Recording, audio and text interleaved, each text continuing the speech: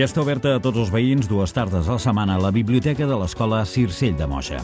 Els dimarts i els dijous, des de que acaben les classes, a 2:45 de la tarda i fins les 7. Aquest és el nou servei públic que amplia les possibilitats de gaudir d'equipaments culturals sense sortir del municipi.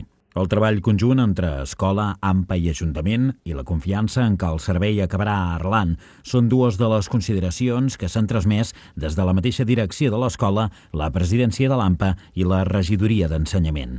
Carme Ortoll, directora de l'escola, ha recordat que l'obertura de la biblioteca a tot el públic era un projecte que es venia treballant des de feia anys. Obrir 2 tardes a la setmana és una bona notícia pels infants de l'escola, però també pel conjunt del municipi, que amplia així serveis en l'àmbit de la cultura i del foment de la lectura. Per l'escola és molt important la lectura i ens semblava que aquest projecte era un projecte engrescador, que anava bé per les criatures i també pel municipi. Per això hem anat al darrere fins que finalment, amb la plena col·laboració de l'AMPA i de l'Ajuntament, doncs hem pogut tirar aquest projecte endavant i la veritat que contents, això.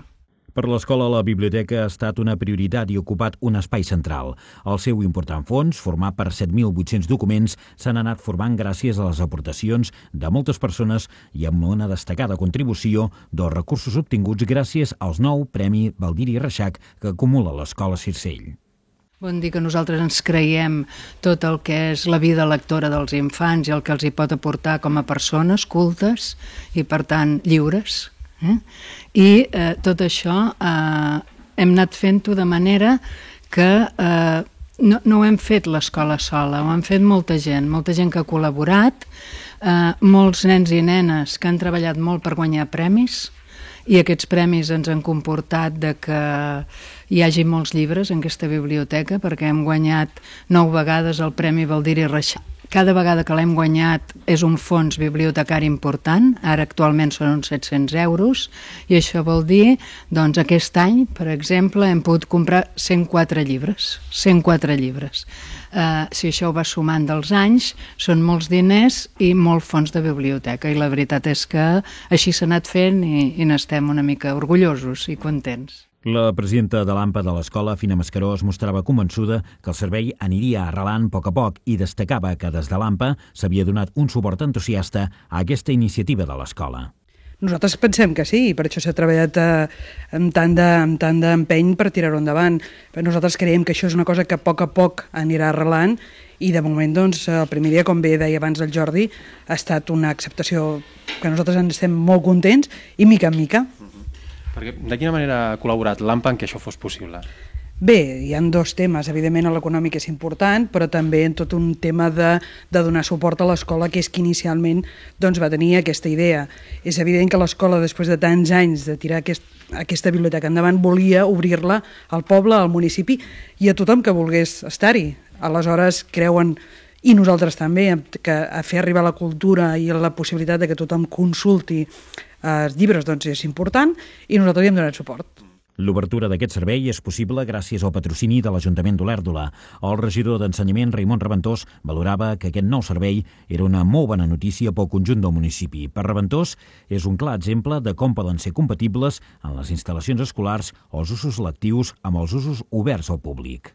Aquest és un model que em fa l'efecte que s'està imposant, diguem-ne, aquesta compatibilitat d'usos dels equipaments educatius, evidentment, doncs, prioritzant l'ús lectiu i educatiu, diguem-ne, fins a les 2:45, en aquest cas a les escoles d'Olèrdola, però a partir d'aquesta hora doncs, hi ha moltes potencialitats que, clar, sempre amb el consens, amb els equips directius, diguem-ne, la comunitat educativa, hem mirat a partir d'aquestes instal·lacions que en el nostre cas representen aquests equipaments civils com més ben dotats d'alguna manera pràcticament que podem tenir, en el sentit que tenim gimnasos, tenim pistes, tenim una sèrie de serveis que, evidentment, doncs, ben treballat amb les condicions de seguretat, de vigilància, etc., que també, evidentment, es reclamen des dels equips directius, em fa l'efecte que se'n pot treure partit.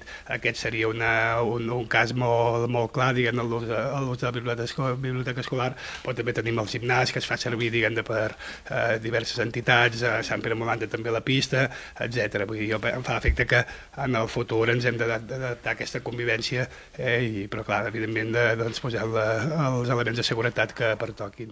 L'escola ha elaborat unes normes per a un correcte funcionament del servei. S'assenyala que hi poden anar a la biblioteca totes les persones d'olèrdula de totes les edats. Per accedir-hi sols, els infants han de cursar, com a mínim, el quart curs de primària. Els llibres, revistes i DVDs de la biblioteca es poden deixar en préstec. Es poden demanar en préstec un màxim de 3 llibres o documents per persona. A la biblioteca també hi ha un ordinador disponible per fer recerques d'informació, amb un temps màxim d'utilització de 30 minuts si hi ha llista d'espera. El responsable de la biblioteca és el jove veí de Moja, Jordi Castellví. Ell mateix destacava que la biblioteca també ha fet un esforç per adquirir llibres que vagin més enllà de la temàtica infantil o juvenil.